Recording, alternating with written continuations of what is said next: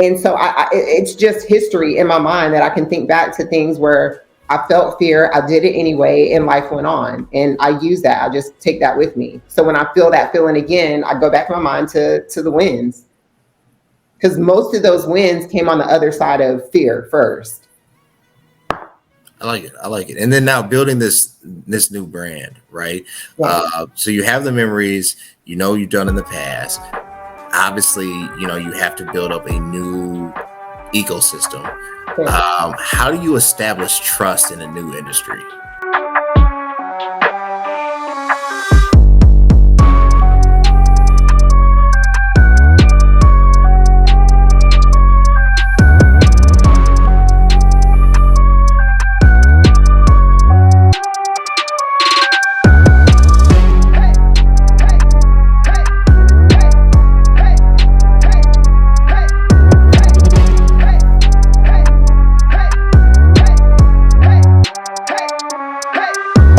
Everybody, welcome back to the CVMK show, because it is what it is. I am your host, the one, the only Cody Kelly, aka Mr. CVMK 33 himself. Hit me up on the gram. Y'all want to hear from you. Business page where it goes down is what it is _show, CVMK _global.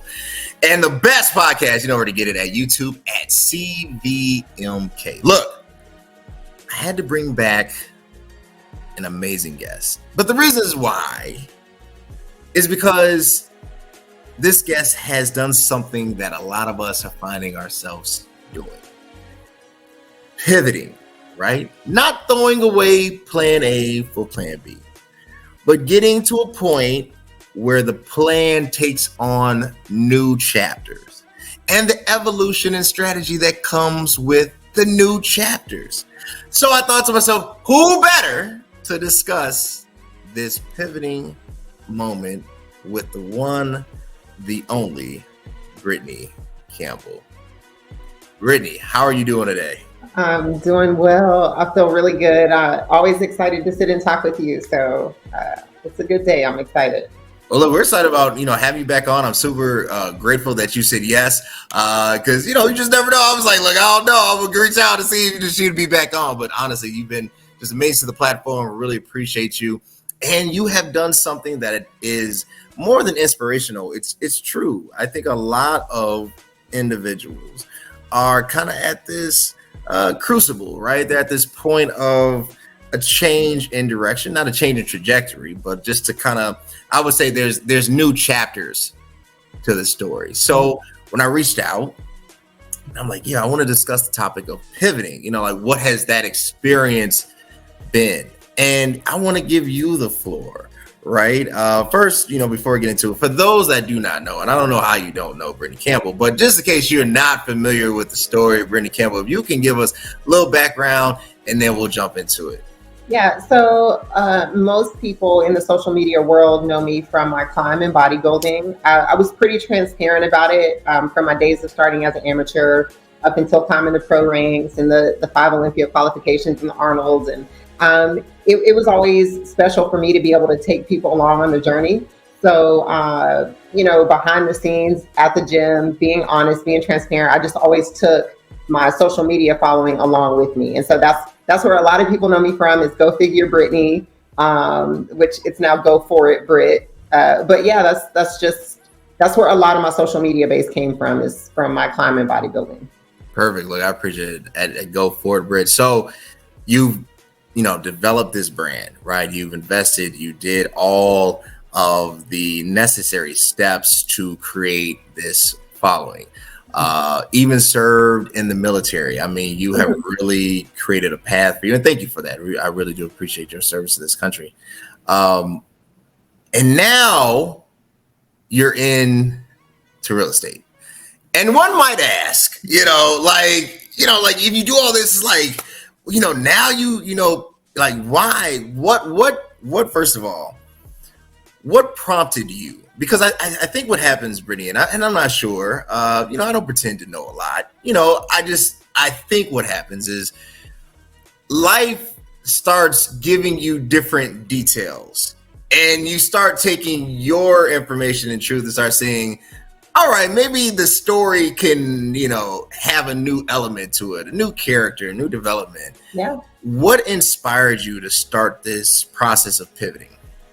So I say this all the time. I feel like I've lived so many lives. Sure. I'm 37 now, but I feel like I've lived several lives, and that makes life rich.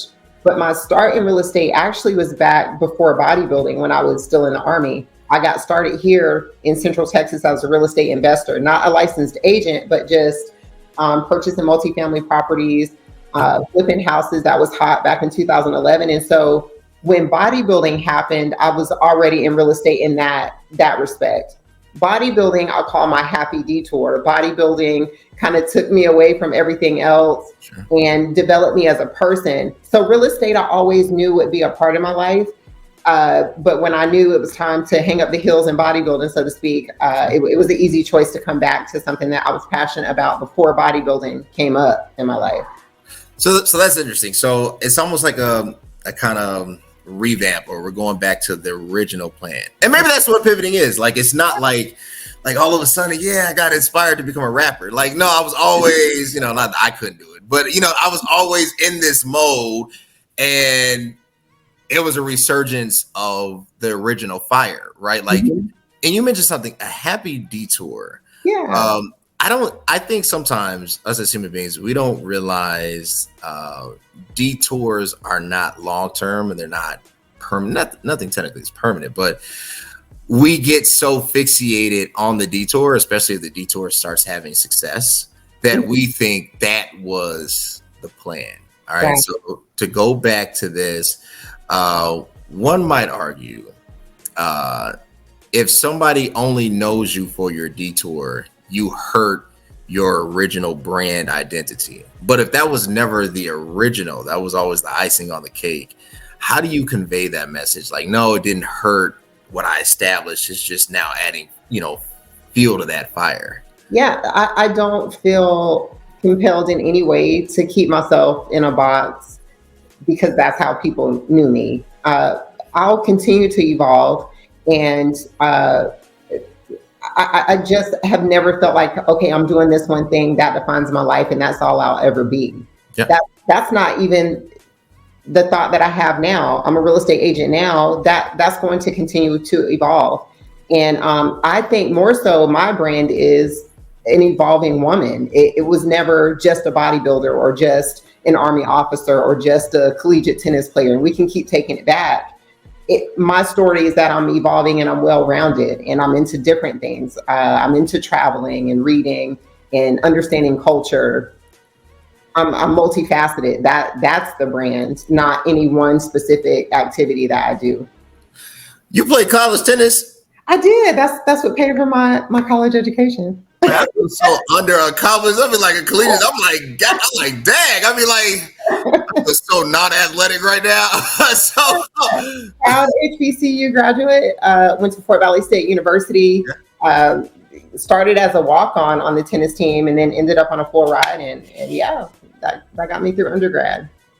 Wow. The things we learned. Okay, so cool. So we're in this journey, and you mentioned something. You're talking about this evolution of being a woman, a womanhood, and this kind of the story that is being created and manifested and before our very eyes, right? And allowing the story to take place. Do you feel that in the story has mistakes been made? Because sometimes, even in church, like I always feel like, and obviously you can't be very transparent. You the only person you can be completely raw with is God, right? Everybody else, you got to filter it to some degree. But I feel like sometimes we tell like the Disney version that like, I might have made a mistake, but like nothing that like, at this point in time, I really dropped the ball. But how has that, like, because I'm sure when you're in it, from being a walk-on to getting a full ride,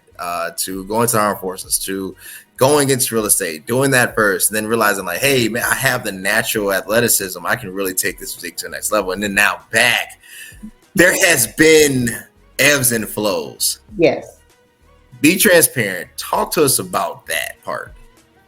Oh, I mean, at any point in my life, I'm going to follow something I'm passionate about. Sure. Once I left the Army, I knew that I wouldn't clock in to do something just for money. It had to have meaning to me.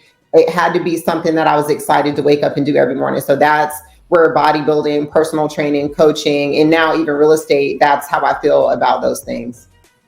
One of the hardest times, I guess that's more recent, that I had actually was at the beginning of the transition, when I knew I was going to walk away from bodybuilding, because it's not just walking away from doing that activity, it's also walking away from that identity. And kind of like you said, like, people get to know you as Brittany the bodybuilder. Well, then now who am I when I walk in the gym?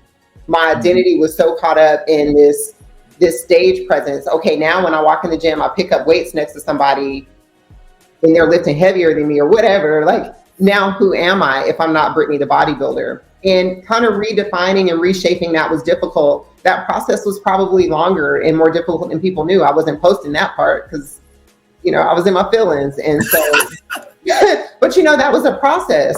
So I will say the last show that I did was in Alicante, Spain. Okay. In October of 2021. Okay. I qualified for the Olympia. And I think I've told this story before. I walked in the gym. My friend Tiffany was there. I was like, Tiffany, I'm not doing the Olympia. I'm done. And then made the choice to get myself back into school, take real estate classes. So for that whole year, I was just kind of off grid in a sense, and not really connecting with people because I was having to reconnect with myself. And that was not easy. Looking yourself in the mirror and saying, I'm going to be someone different today than I was yesterday. That's tricky. And I was navigating that on my own. I want to dig a little deeper into looking at yourself in the mirror and really reinventing yourself, or having that candid conversation. Like, look, there's more to this, and I'm better than this at this point, and I see myself differently. Mm-hmm. I want to pack that. Quick word from our sponsors. There's a hero in all of us, waiting to be unleashed. All it takes is just that one last push. Activate the hero within with CVMK Global Supplements. All natural, steroid-free, designed to enhance performance, build muscle, and increase energy. You are unstoppable. You can do this. Become your own hero at www.cvmkglobal.store. All right, y'all, www.cvmkglobal.store. I got with me the Transform, but the new protein is coming out, the new line, the way. Guys, I want you to get it. If you're like me, right, and we're getting closer to 40, I want you to be in the best physique possible because you deserve it. You deserve to look good. I want you to look good. Go to www.cvmkglobal.store.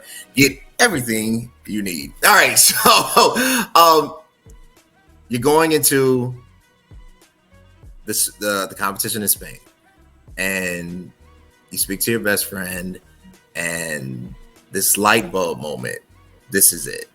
You come back home, you're in the gym, and no longer do you want to just be Brittany the bodybuilder. And the time and the brand that you build, there's something more, right? You don't want to just be, hey, okay, it's cool, people coming up to you, taking photos, getting your advice, asking you stupid stuff. I wouldn't know anything about that. I've never got to that level. But I'm just saying, like, I'm sure in my head that's kind of how it went. And then there's this process that begins to unfold. You disconnect. Yeah. And in this disconnecting period, you develop the formula. At least I would say you hone in on developing the needed skill set to become what you see. Yes. How do you deal with the patience of that type of process? Because it takes a lot to walk away from something that you invested heavily in, and something that people really know you for, and to now go up upon a path where you don't have necessarily and I'm assuming the massive following, unless I was just you walked in like I walked in with 1 million followers, but so talk to us about the patience of it. So that I can tie everything to bodybuilding. It's a process just like bodybuilding. And it's incredibly uncomfortable. So I'll kind of talk you through the steps that I took to not reinvent myself, but to evolve into the direction that I wanted. So I create this vision in my mind of the Brittany that I want to be. And then what do I have to do to close that gap? So I'm Brittany, the bodybuilder, the personal trainer, the coach, but I want to be Brittany, wealthy, traveling, speaking, dressing nice. How do I bridge that gap? I had to change my environment, and that became difficult, even that. So I had to stop going to the same gym. I couldn't go to the gym where I was expected to lift heavy, where it was grungy. I had to change the type of gym clothes that I wear. I don't wear like bodybuilder shoes anymore. I wear like Nikes. Because what it took for me was to start to say, okay, I want to be in this place. What do the people that are already there, what are their habits? I don't train at the same time. Now I train at 5 or 6 in the morning because the movers and shakers and entrepreneurs, that's when they're up. They're not in the gym training at 2 o'clock in the afternoon. So I had to start to emulate the behaviors of the people that were already doing the things that I wanted to do, and showing up every day as the Brittany that I wanted to be. If I'm not Brittany the bodybuilder, I'm Brittany the realtor, the world traveler. What do those habits look like? What time do I wake up? How do I dress? And that process was very uncomfortable. Even changing the types of clothes that I wear to the gym was uncomfortable, because now I try to dress like kind of cute. When I was bodybuilding, there was nothing cute about it. I was not that girl. I was like in sweats and rider wear shoes, and so even changing that was uncomfortable. But it's every day just making this choice of, hey, who do I want to be and how do I show up as that person, until it became more comfortable in the norm. So I like that. So you're talking about redefining processes and adapting to a new culture. Yes, you got to change your environment for sure. Changing your environment, and I think that might be the part that people struggle with the most, because familiarity. I think everybody seeks comfort, stability, familiarity, normalcy, right? Like, I heard this, and I learned this in church. Sure. Pastor Chad said, your environment will change you before you change your environment. So you have to be mindful of the places that you're putting yourself. If I don't want to be a bodybuilder anymore, I want to be, an executive or something. Well, where do the executives work out? Not at the gym where I was bodybuilding. And so you have to put yourself in the places that are going to be conducive to where you want to go.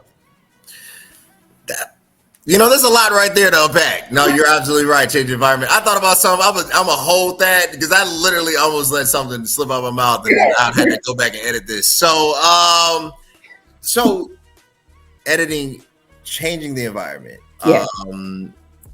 learning new behaviors that are not necessarily customary, different, changing attire. We're going from the rider shoes to the Nikes. We're going from the, hood, the pullovers and the multiple layers to now, whatever.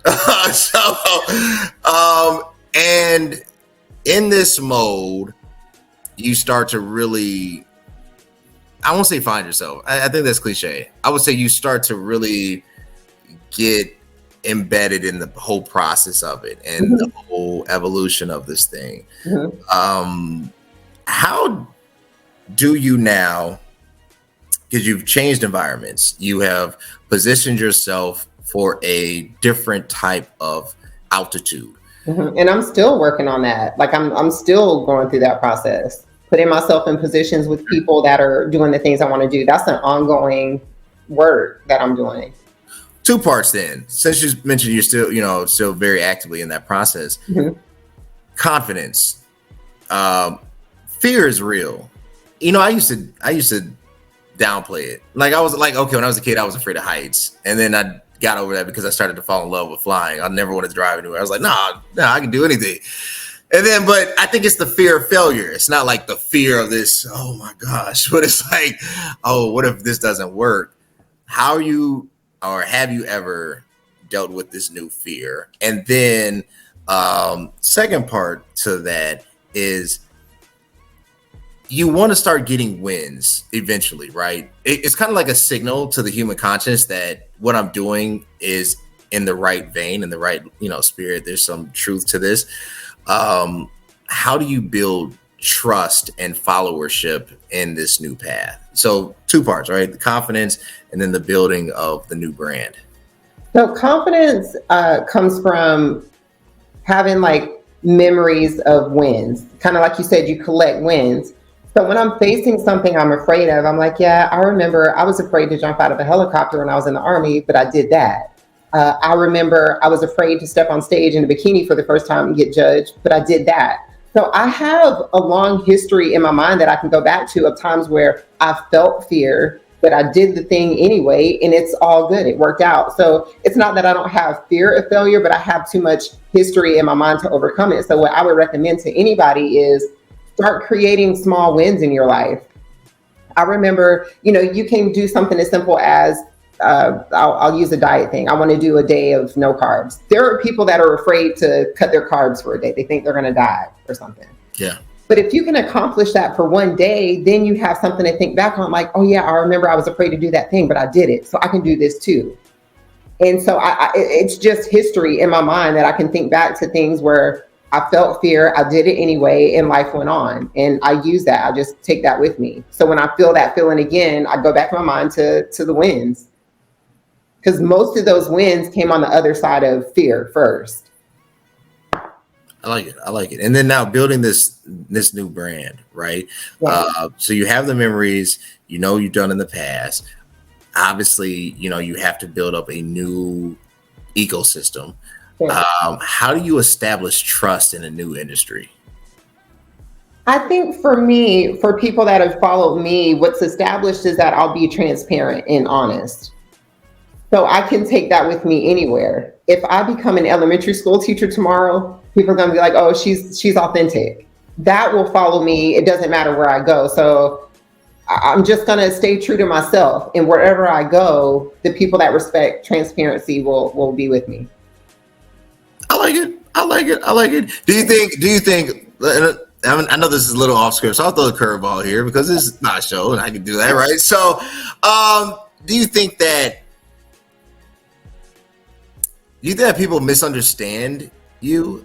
And what I mean by that, like sometimes I think it's human nature that everybody has a specific, people like to put people in boxes. I think that's how we manage every data that we receive. And when you start kind of exiting out of people's, expectations in their boxes, there's negative recourse that happens, right? So have you felt that, like, maybe from familiar sources that all of a sudden is like, hey guys, I'm going to this, and all of a sudden it's like, what the heck for? Like, why don't you just be BC the bodybuilder? Like, why, how have you dealt with the changing of expectations in people's minds? I have dealt with that a lot. Even when I changed my Instagram name, I remember, and I'm not going to call out who it was. Call him out. You're on the show. I confided in someone I was close to. I was like, yeah, I think I want to change my Instagram name because I'm evolving. And that turned into this whole big thing. You can't do that because, I'm not going to stay in a box because that's something people have created for me in their mind. I have lost the friends and associates. It's happened. I got kinfolk that don't talk to me like they used to. It came with the territory, and I'm okay with that. I will tell you that as I move through life, I continue to attract people that propel me in the direction that I actually want to go. Sure. I've said this before, anything that comes or goes as a consequence of me being true to myself, it's okay with me. The friendships that go as I evolve, that's fine. I don't put out any effort or energy in trying to hold on and hoard relationships with people. They come, they go, it's all good. And I will tell you, the ones that go create space for new, beautiful ones. And so I'm okay with that. I want to dig into that. I know we're coming down to the final stretch, and I got about 10 more minutes. I want to dig into that. I'm okay with that. And then I do want to get back on script. I know I want to honor the process, but you really have opened up Pandora's box. So that's kind of where I want to go. Quick word of my sponsors, and I'm going to get into these questions. Okay. I literally just tried the best pre-workout on the planet. With Superpower pre-workout, you have increased focus and a power boost every single time you work out. It's not only packed with 225 milligrams of caffeine, but it also has citrulline and creatine. It's insane how much energy and focus I had during my workouts. If you're ready to take your workouts to the next level, then ditch your current pre-workout and get the Superpower pre-workout to be your own hero. Today, www.cvmkglobal.store. I want you to go there. I want you to get Superpower. Or if you like me and that might be a little bit too advanced. All of us, can't wear Rider shoes. Some of us wear Nikes. You get Warrior Thirst. It's more mild grade, pre-workout, but it gets the job done. But I want you to go and use code CVMK for 20% off. I should know. I own the company. 20% off today. www.cvmkglobal.store. And y'all, YouTube CVMK. Subscribe today. So we talk about being okay with the losses, right? Mm-hmm. I think that's great rhetoric. I believe you, because I know what you've done. But I think sometimes we say it, but we don't understand the weight of it, right? Or the reality that will come from it.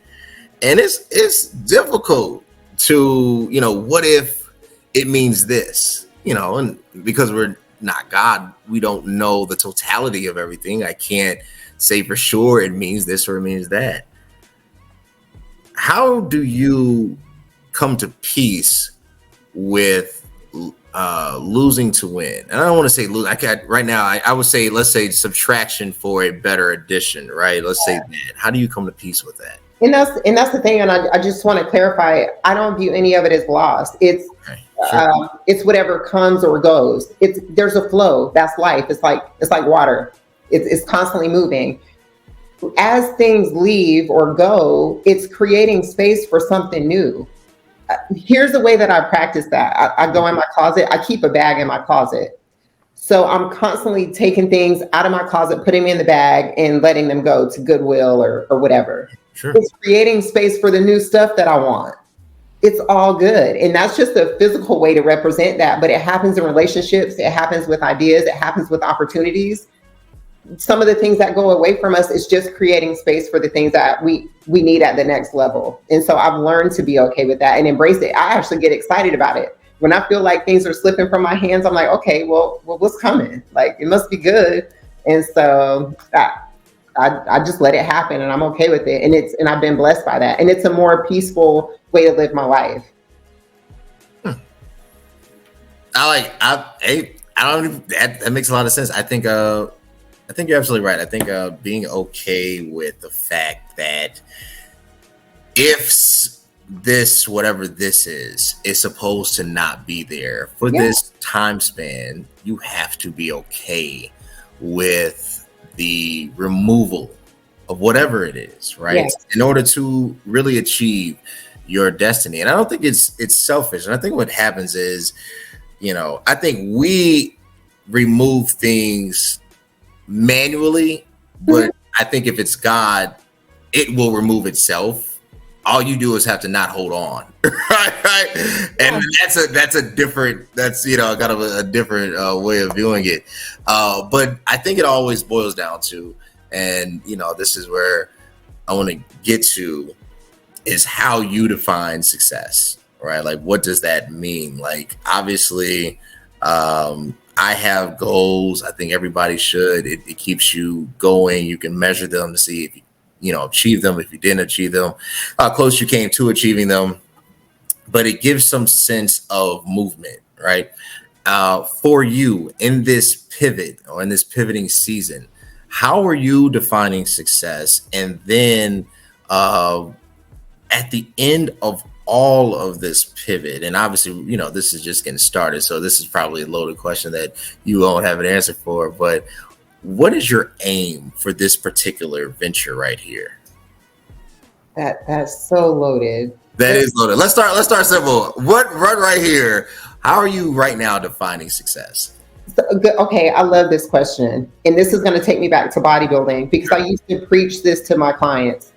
So many people wrap up their idea of success, and this is a bodybuilding example, in how they place at a show. Success is getting first place. Or if the judges pick me, I'm successful. And I used to really go in on my clients about defining success for themselves. So that way nobody can define it for you and never make you feel like a failure. If you define success for yourself, a judge can pick you and put you in third and you still feel like the winner. That's what carried me through. Like if you look at my competitive career, you'll see first place, dead last, second, 10th. I was the winner every day of the week because I showed up as a person that I wanted to be. I didn't let that change because of how the judges made their decisions. My definition of success was to do things in an honorable way, to give back and help people, and not put my moral character into question. When I could show up and do a show and get first or 10th, that was success to me. So first you start by defining it for yourself, and that's an inside job. That's not something that comes from the outside. And it's not about you comparing yourself to someone else. Where I currently am, success every day to me looks like keeping the promises that I make to myself. And I have a list of them, from the time that I wake up, to the things that I put in my body, to the things that I do, the types of relationships that I cultivate. Sure. Keeping the promises that I make to myself is success. Now, the consequence of me keeping those promises happens to be the leisure to travel and more income, but that's not how I define the success. I define the success by keeping the promises that I made to myself. I like it. A personal covenant. All right. So in this, and I want to thank my guest again. And I'm gonna try not to be long-winded with this one. Try not to be a loaded question. Okay. You said your personal promises that you keep to yourself. This affirmation on a moral virtue to make sure that you're doing right by Brittany, right? How, and I don't know, I'm not in this vertical. How, and I think that's something, because sometimes we don't talk about the virtues and the morality of purpose, right? Because it's never mentioned. You know, you think purpose is like, yeah, man, go get it, be a go-getter. But like, there's a lot of different ways to go get it. Right. And, depending on, that might be, so as a realtor, how have you kept those promises as far as being true and not engaging in unethical practices and honoring the Brittany standard? Well, I don't find that part difficult. If you take it back to when I was personal training, that was a passion for helping people.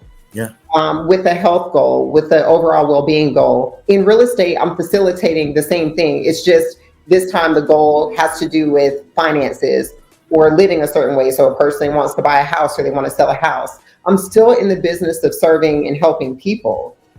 It's not difficult.